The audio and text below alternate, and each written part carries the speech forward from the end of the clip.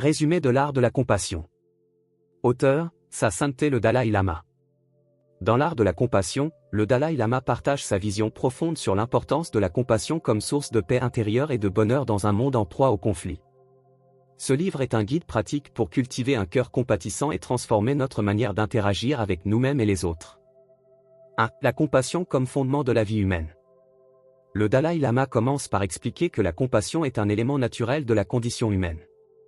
Dès la naissance, nous dépendons de l'amour et de l'affection pour survivre.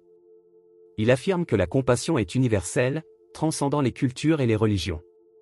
Message clé, la compassion n'est pas une faiblesse mais une force intérieure qui apaise la souffrance et génère un sentiment de connexion. 2. L'interconnexion de toutes les vies. La compréhension de l'interconnexion entre tous les êtres est essentielle pour développer une compassion authentique. En reconnaissant que chacun désire être heureux et éviter la souffrance, nous devenons plus tolérants et compréhensifs. Parallèle bouddhiste, chaque action affecte le bien-être des autres, comme des vagues dans un océan. 3. Surmonter la colère et le ressentiment. Le Dalai Lama enseigne que la colère et le ressentiment détruisent la paix intérieure. La compassion est le remède à ces émotions négatives. Astuce pratique, plutôt que de juger, essayez de comprendre les motivations des autres, même lorsqu'ils agissent de manière blessante. 4. Cultiver la compassion dans les relations. La compassion est une force transformatrice dans les relations. Elle nous aide à développer l'écoute, l'empathie et la patience, évitant ainsi les conflits inutiles. Message clé, pratiquez la compassion non seulement envers ceux que vous aimez, mais aussi envers ceux avec qui vous êtes en désaccord. 5. La méditation comme outil de compassion. Le Dalai Lama insiste sur l'importance de la méditation pour calmer l'esprit et cultiver un amour bienveillant.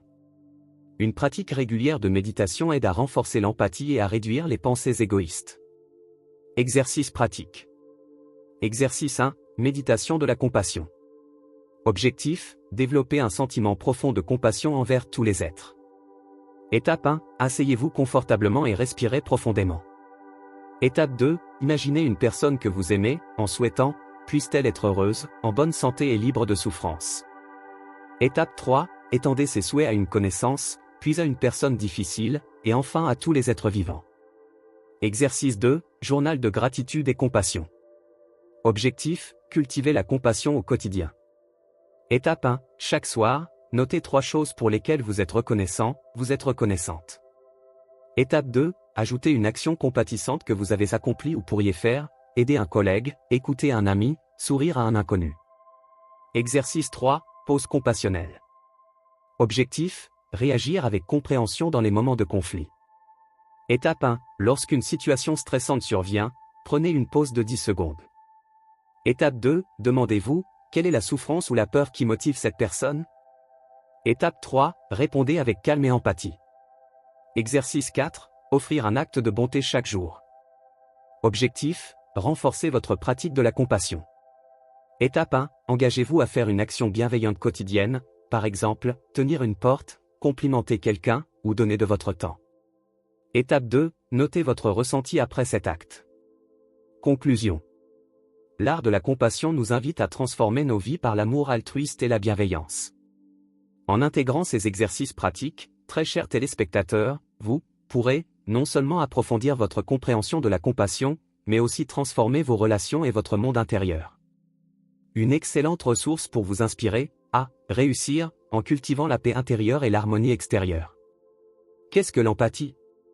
L'empathie est la capacité à comprendre et à partager les émotions, les pensées ou les expériences d'une autre personne.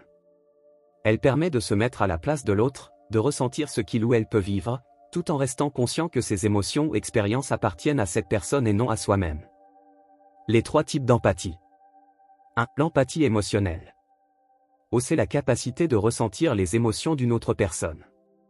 Au exemple, si quelqu'un est triste, vous ressentez une tristesse semblable en réaction. 2. L'empathie cognitive. C'est la capacité de comprendre intellectuellement ce que l'autre ressent ou pense, sans forcément partager cette émotion. Au exemple, vous comprenez pourquoi une personne est en colère sans ressentir vous-même cette colère. 3. L'empathie compassionnelle. C'est la capacité de reconnaître les émotions de l'autre tout en étant motivé à agir pour l'aider. Au exemple, si quelqu'un traverse une période difficile, vous ressentez un élan pour offrir du soutien ou du réconfort. Pourquoi l'empathie est-elle importante? 1. Améliore les relations. L'empathie renforce les liens en montrant à l'autre qu'il est compris et respecté. 2. Favorise la communication.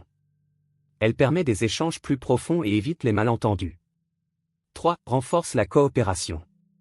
Dans les équipes ou les groupes, l'empathie encourage la collaboration et réduit les conflits. 4. Apporte un soutien émotionnel. Les personnes empathiques sont souvent perçues comme des piliers de soutien, ce qui améliore les relations sociales. Comment développer son empathie?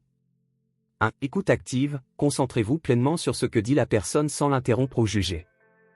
2. Posez des questions ouvertes, cela montre votre intérêt et vous aide à mieux comprendre les émotions ou les besoins de l'autre. Au exemple, comment te sens-tu dans cette situation? 3. Observez le langage corporel, les gestes, les expressions faciales et le ton de voix donnent des indices sur les émotions de l'autre.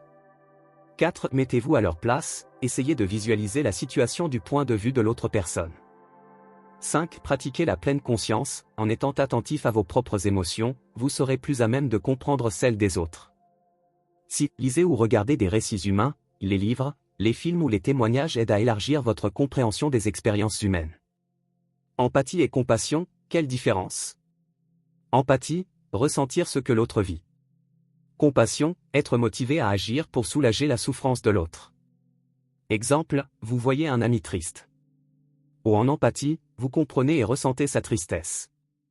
Ou en compassion, vous lui proposez de l'écouter ou de l'aider à se sentir mieux. L'empathie est donc une base essentielle pour la compassion et pour construire des relations humaines harmonieuses.